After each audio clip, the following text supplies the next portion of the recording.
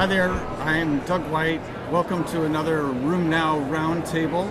I'm here today with two of the busiest people walking around the ACR convention this year, and we're going to talk about biosimilars. First, my name is Doug White. I'm a rheumatologist in Wisconsin. I'm also a member of the board of directors at the ACR and a volunteer contributor to RheumNow. And I bring with me Angus and Artie. I'm Angus Worthing. I'm the chair of the ACR's Government Affairs Committee and a practicing rheumatologist at Arthritis and Rheumatism Associates in Washington, D.C.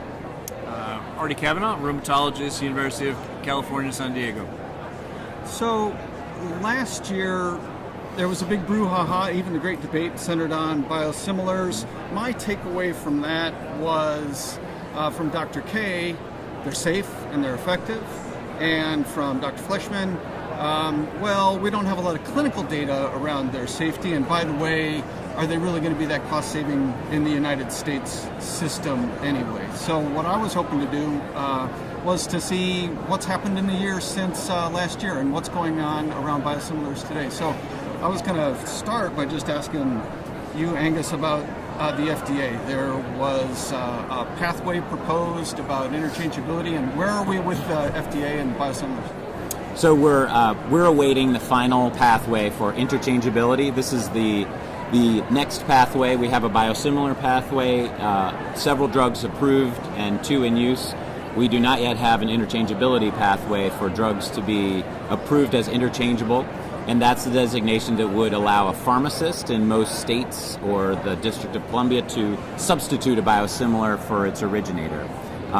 We're being told that it'll come out by May of 2019. In my view and in the college's view, it should come out as soon as possible, and it should stay as drafted, in which a company would study 3 switches back and forth between the biooriginator and the interchangeable biosimilar, and then find out what happened at the end to make sure that in a society like ours, where people tend to move from one formulary to another, one state to another, year to year, that they can be confident that the drug's going to work. Yeah. That kind of gets to the whole safety issue. The other half of the equation, especially in the United States, of course, is cost. I think we have some new data coming out of Europe that addresses cost savings. Maybe, Art, you can address that. Well, I think, as Angus said, we're still a little behind, and we heard that in the great debate last year. We've not had as much experience using biosimilars, but our European colleagues certainly have. And they've got data from registries, particularly those in Scandinavia, where they are looking at some of these important questions. One being the repeated switching. And they have some interesting data where they'll take patients and they're on the originator, then the biosimilar is cheaper, and they switch pretty much en masse to the biosimilar. And in Sweden, the originator became cheaper, so they switched back. So a real-life experiment of triple switching. The reason they have used them more is because they do achieve cost savings. And I think in their framework, it's more tangible to the doctors and to the patients that if these medicines are deemed to be as good and as safe, then the cost savings are something that has been increasingly shown and that therefore can potentially benefit all of us.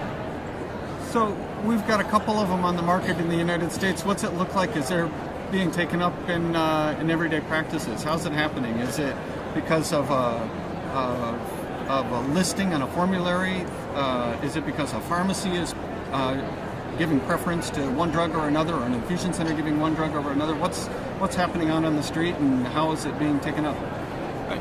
I think less than people would have anticipated. I'm going to kick it back to Angus to talk about the complexity of the reasons, but at the end of the day, it hasn't been as clear that the cost savings are going to be translated into anything that's a benefit to the individual patient, to the doctor, to the practice, or even to the institution. And I think we'd like to see how that may change in the future. Sure. A couple things that have to happen before biosimilars are going to be used and taken up. Number one, a biosimilar has to be covered. Patients don't buy these medications by paying cash. Number two, the provider and the patient need to be confident about the biosimilar safety and effectiveness. Payers, commercial payers and the government are a little different. We've seen from rheumatologists, we've heard that sometimes a prescription for a biosimilar is denied in favor of using the originator, which is unfortunate. Also, we've seen people go on to biosimilars and that they're working well. Medicare specifically has done a couple of good things. In November of 2017, the Trump administration's Medicare decided to change one way that biosimilars are provided in the clinic. Instead of reimbursing practices based on an average price of all of the biosimilars in a reference family to a biooriginator, in which the practice might take on some risk if they want to provide a more expensive drug to a patient and then they're reimbursed at a smaller or a lesser cost, the clinic would be taking on risk. So instead, and after a lot of advocacy from the ACR, we were really happy to find out in November of 2017 that each biosimilar will have its own individual reimbursement code. And then the second thing that happened over the last year is that Medicare Part D, like David, reimbursement, coverage will favor biosimilars from a patient out-of-pocket cost standpoint instead of penalizing patients, which it was doing before. Yeah, so movement in a positive direction on at least two fronts. Exactly. Yeah. Well, thank you very much. It sounds like this continues to be quite an issue, a lot of movement. We're not quite caught up with Europe, but I think it's safe to say that we need to stay tuned and try and stay on top of it. Thank you very much for coming by. I appreciate you guys taking time out of your schedule.